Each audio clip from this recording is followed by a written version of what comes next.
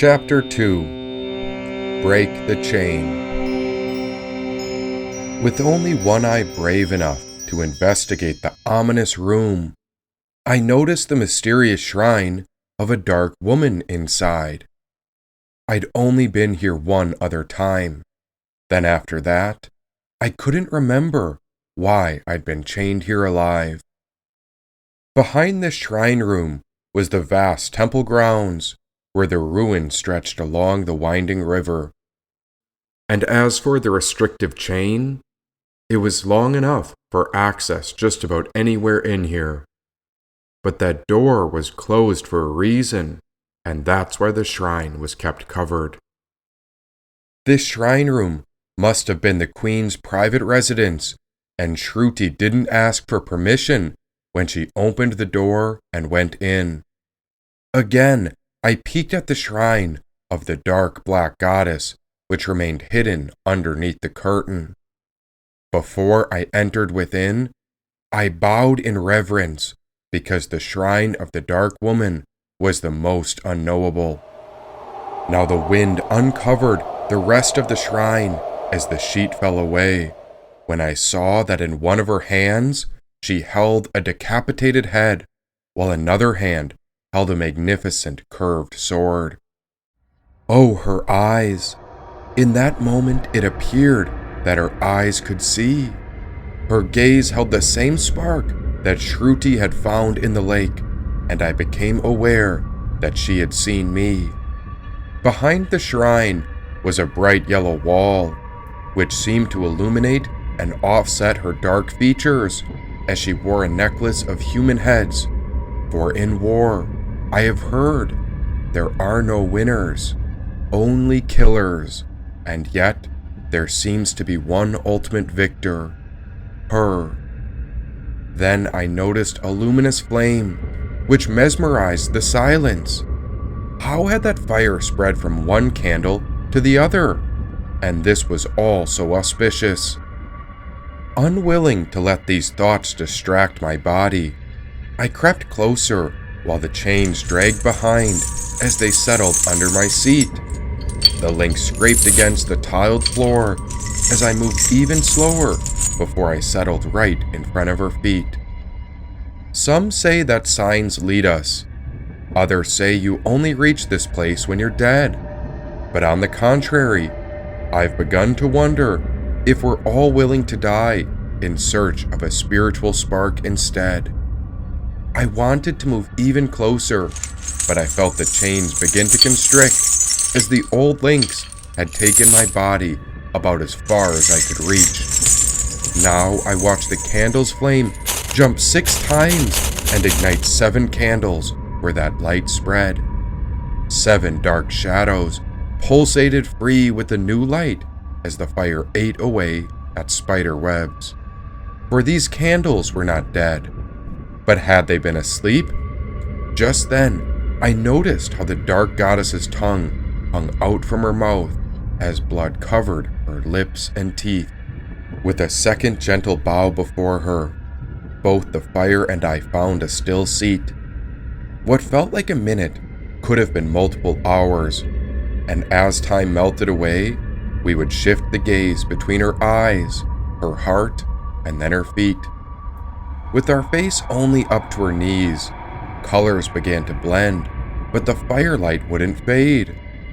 All the while, those 7 candles began to pulsate as hypnotic light swayed. Every so often, the woman's face began to change. Instead of a black face with a nose ring and red tongue, her face appeared as a golden skull. I even felt desperate to look away, but her gaze had taken me in and would not let go. "Do you know where Shruti went?" I asked. And ever since I entered this ancient temple, I'd always been perplexed.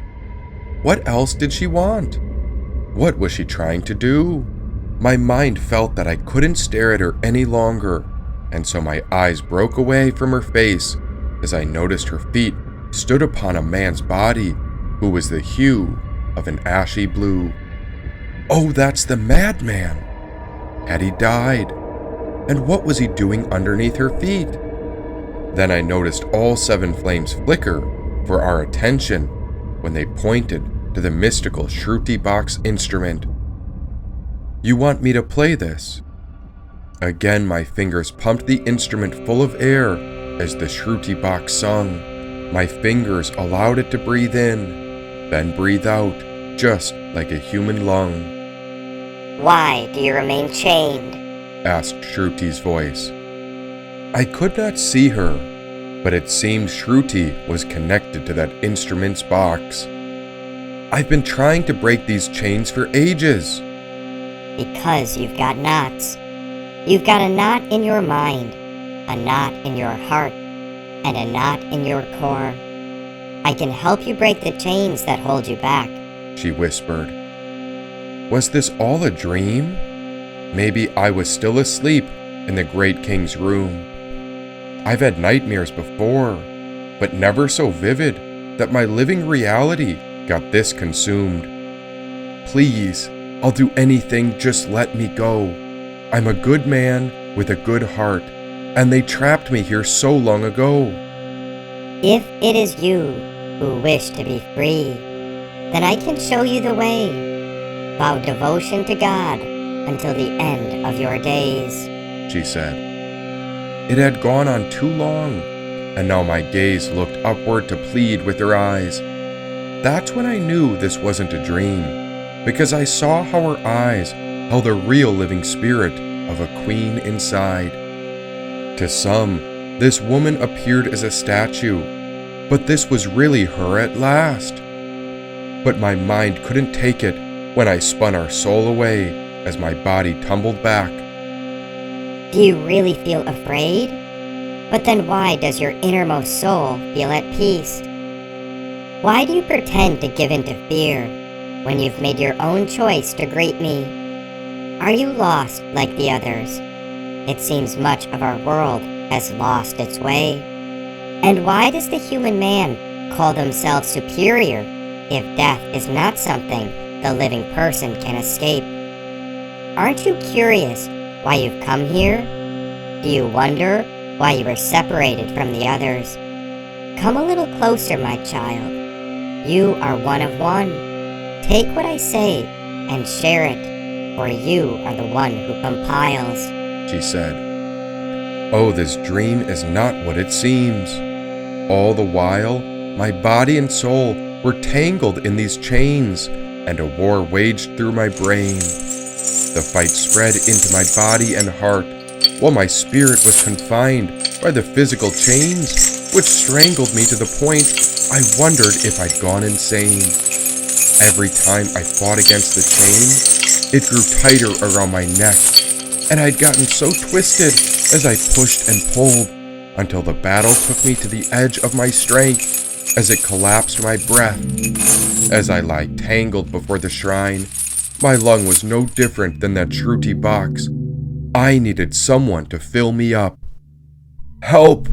I muttered as I lay tangled before the statue of the dark woman. My life began to fade as my lung was about to collapse, and if anyone found me dead, they would see her stand over my body and say the isolation drove me mad. Rise up and untangle yourself. Do not give up so easily. Take on the suffering of life for a noble cause and prove you are worthy, said Shruti. I can't. Then why have you come to me? She asked. Am I your follower? Dear Swan, where will you go when you leave the lake? You used to pick up pearls there and guard the spiritual treasures. Now the water shrinks for the temple, the ground in ruins. A lotus seed would only wither. What's taken away will come again tomorrow. The Blessed One wanders free as a swan, speaking the spotless name. With a pearl in his beak, he lures the world, silent or singing God's fame. On my shore he dwells, cool at the feet of God. No stupid ones can come near, oh my visionary swan. Those who can separate milk from water, I call them mine, said Shruti. But I will die here if you don't intervene. I know all things, present, past, and the future to come. Know that I do not predict the future, but rather I play with it, she said. Then what is your goal, Shruti? Why would you let me suffer? Because I need to know that you are strong enough. My goal is the revolution of love, which is the evolution of consciousness. The suffering which chains our world down will never last, and so I need to know that you are brave enough, she said. My voice panted as my lung had almost given out, and with the last breath, I reached for the Shruti box, as I would do anything to keep that vibration alive. Oh, how may I ever express that secret word? Oh, how can I say he is not like this, and he is like that? If I say he is within me, the universe is ashamed. If I say he is without me, it is falsehood. He makes the inner and the outer worlds to be indivisibly one. The conscious and the unconscious, both are his footstools. He is neither revealed nor unrevealed. There are no words to tell that which he is, for he is me. And so, what are you willing to sacrifice? She asked. My life. Then is that why you have come? She asked. My hands pulled at the chain around my neck and legs, but it was of no use. I'd gotten so twisted in this terrible confusion that I'd trapped myself in my own mental noose. As my eyes searched for the fire one last time, my neck wouldn't let my gaze turn. The last thing I saw was a red hibiscus flower in the dark woman's right hand before it tumbled down and fell forward, and this simple delight distracted the chaos by which I'd been consumed. As the red flower drifted, then the moment the flower touched the chains, a bright light erupted through the room when I saw the woman's sword descend in a blow to break the chains open. A breath entered my lungs when the chain link slithered away like a snake as I found myself as a free man. My eyes peered back at her. She was no longer in that statue, but Shruti levitated from above as the cosmic woman. Her complexion was dark as the cosmos swirled around her heart, when I was certain I had just seen the power of creation's mysterious divine mother. Am I free? Yes, you're with me, she said. There, through the entry door, was a glimpse of the morning light. A fresh day crept over the horizon when the temple's broken gateway was filled with new light. This sun brought pure perspective back into my life. With the chain transformed and the serpent nowhere to be found, I cradled the red hibiscus flower that had fallen to the ground. It was in my palms as I lifted it back up and offered it to her. You dropped this. It's not for me. It's your reminder of the power that dwells within the heart of our spiritual nature, she said. Shruti stood on the ground and shook off the stardust while I remained speechless without words. The Dark Queen combed her long black hair as pieces of concrete and plaster fell away from her form. That statue was connected to her, and it fell away like a layer of skin being shed as she was free to move around the room instead. Do you notice anything peculiar about our meeting?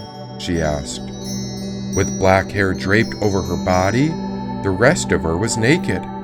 I wasn't dismayed or even attracted, but rather, that large curved sword captured my attention as she took mindful steps ahead. First you helped me find my eyes, and now a body, so I'll find where the rest is missing, she said. As she had many hands, there was suspicion about the one which held the decapitated head. That head looked so fresh, as if the neck of a man had just bled. Are you going to bow and pay homage to it? She asked. I didn't want to look at the dead head, because this man's severed neck spread blood out upon the floor.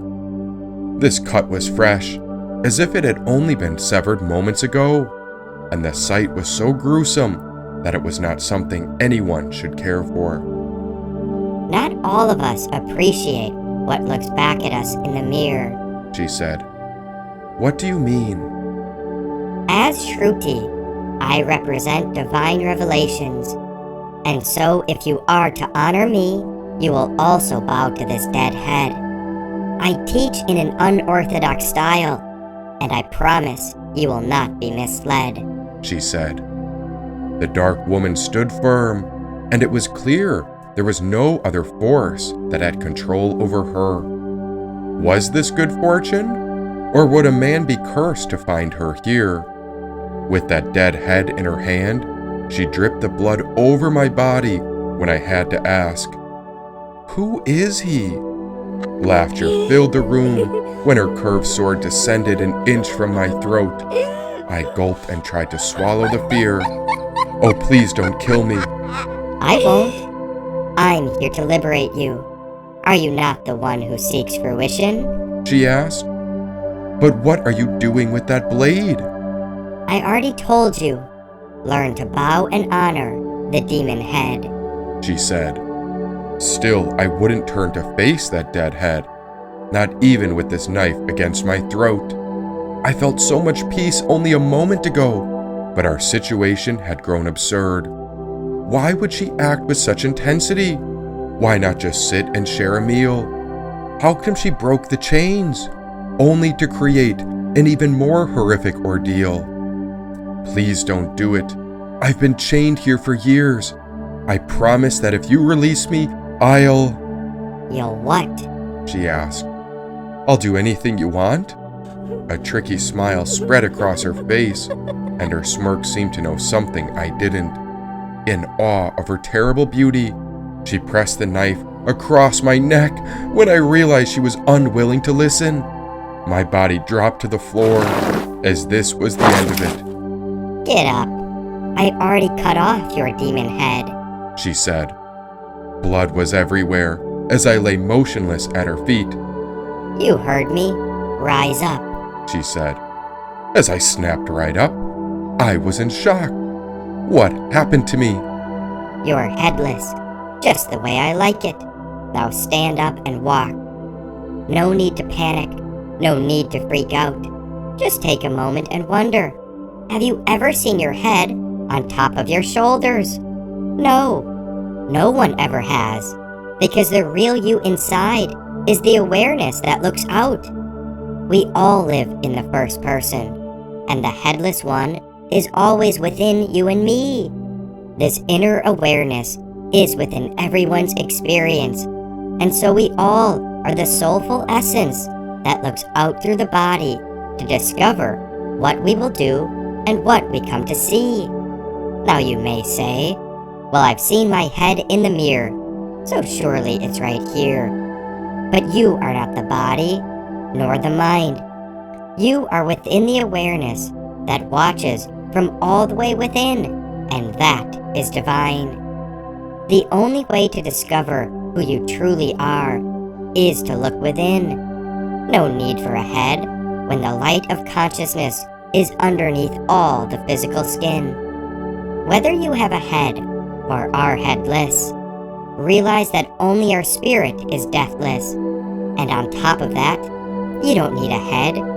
You only need a head if you want to get noticed in the material part of existence, She said. What the hell? Am I alive or dead?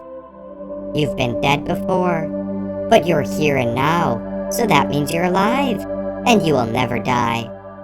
Realize how I freed you from the chains of your mistakes that shackled you to all your past lives. In essence, I had to cut off your demon head, and so I wonder, what will you do with this wonderful life of yours?